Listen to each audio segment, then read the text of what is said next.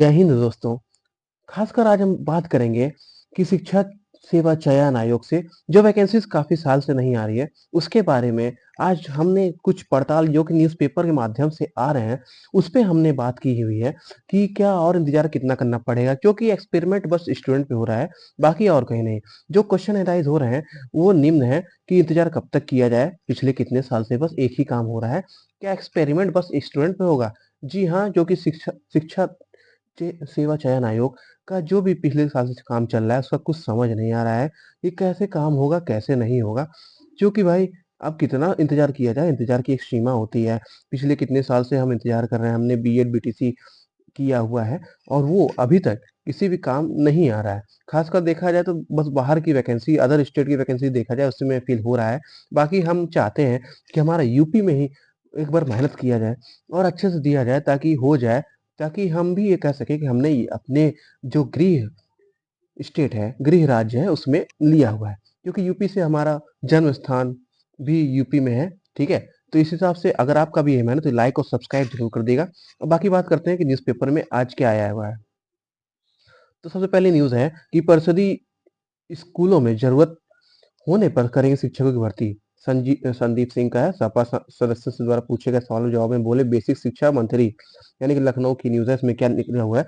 Basic शिक्षा मंत्री संदीप सिंह ने मंगलवार को कहा कि परिषदीय स्कूलों में शिक्षा छात्र अनुपात मानकों के मुताबिक आवश्यकता पर नए शिक्षकों की भर्ती की जाएगी। फिलहाल नई नियुक्तियां करने का कोई प्रस्ताव नहीं है। आप यहाँ पर देख रहे होंगे कि ये जो यहाँ पर जितना भी प्रस्ताव है वो यही है कि इस समय पीआरटी की जो वैकेंसी है वो आने की उम्मीद नहीं है परिषदीय स्कूलों में, ठीक है? वो जो काम चल रहा है वो सही है, यानी कि शिक्षा में जो स्टूडेंट हैं और जो टीचर है उनका अनुपात बताया जा रहा है सेम है, जो कि अभी हाल ही दिनों की न्यूज़ है। इसके बाद बात करें कि अत्यधिक स्कूलों में निर्माण कराएगी। वर्ष 2017 में पहले बेसिक स्कूलों में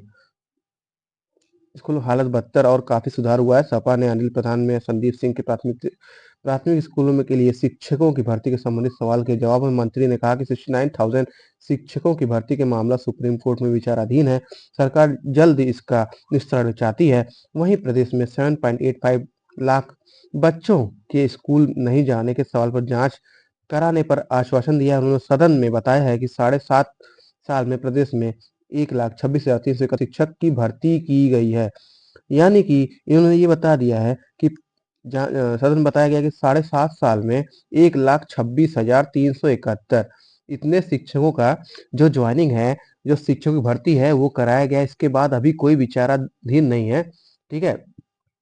और बाकी जो आपकी न्यूज़ है वो यही एक न्यूज़ ये आती है कि जो हमारा एक वैकेंसी है आजकल काफ़ी दिन से अटकी हुई है टीजीटी पीजीटी का, उसका जो एग्ज़ाम डेट लोग कह रहे थे कि अप्रैल में, फरवरी में, मार्च में, अप्रैल में, उसका फिर से एक न्यूज़ आया है कि जहाँ पर जो टीजीटी वैकेंसी 4,163 पदों पर भर्ती के लिए परीक्षा के लिए तिथि अधिकृत रूप में घोषित नहीं है, वहीं इसका अभी तक कोई मतलब नहीं है, यानी डेट कुछ जारी नहीं है, क्योंकि अभी कुछ दिन बाद जहाँ पर जो सरकार है वो दिल्ली के चुनाव में व्यस्त हो जाएगी, क्योंकि जिस हिसाब से कहीं पर भी चुनाव हो रहा है, हमारे मुख्यमंत्री जी जा रहे हैं, उस हिसाब से यही लग रहा है कि अब ये वैकेंसी खासकर दिल्ली चुनाव जो कि अभी होने वाला है उसके बाद ही देखी जाएगी, उससे पहले तो अभी कोई उम्मीद नहीं लग रही है।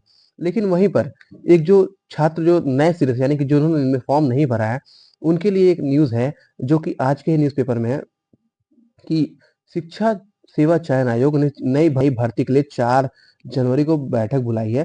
अब इसमें क्यों बैठक बुलाई है? खासकर उन बच्चों के लिए जो कि खासकर इन्होंने हाल ही दिनों में बीएड, बीटीसी किया हुआ है, उनके लिए क्या न्यूज़ है, ठीक है? इसमें पढ़ते हैं प्राथमिक प्राथमिक से लेकर माध्यमिक उच्च शिक्षा तक शिक्षकों की भर्ती के लिए उत्तर प्रदेश शिक्षा सेवा चयन आयोग ने 4 जनवरी को सभी निर्देशकों, विभागाध्यक्षों की बैठक बुलाई है। इससे पूर्व आयोग की ओर से सभी विभागाध्यक्ष को पत्र भेजकर नई भर्ती शुरू करने के लिए अधियाचन मांगे जा चुके हैं। उसी दिन आयोग ने पैनल में शामिल अधिवक्ताओं की बैठक बुलाई है।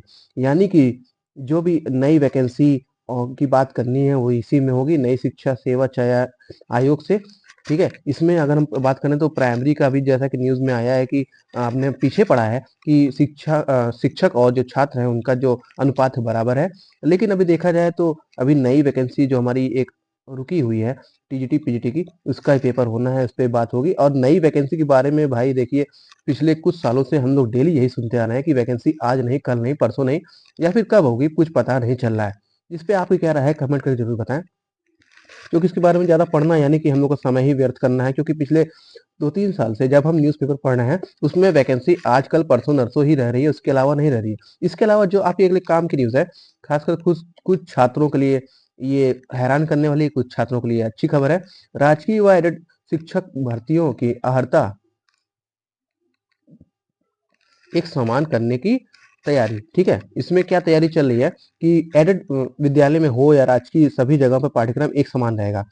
इसमें क्या-क्या एक समान रहेगा? अच्छा, हम आपको मेन-मेन बता दें कि अशासकीय सहायता प्राप्त एडेड विद्यालयों में सहायक अध्यापक टीजीटी, ठीक है? और हिंदी की भर्ती के लिए इंटरमीडिएट में संस्कृत के साथ बीए में हिंदी व बीएड में अथवा बीए में हिंदी व संस्कृत के साथ बीएड की उपाधि ज़रूरी है। वहीं राजकीय विद्यालय में सहायता प्राप्त यानी कि एलटी ग्रेड हिंदी में हिंदी की शिक्षक के हिंदी की भर्ती के लिए इंटरमीडिएट में संस्कृत के साथ बीए में हिंदी व बीएड में उपाधि आवश्यकता है।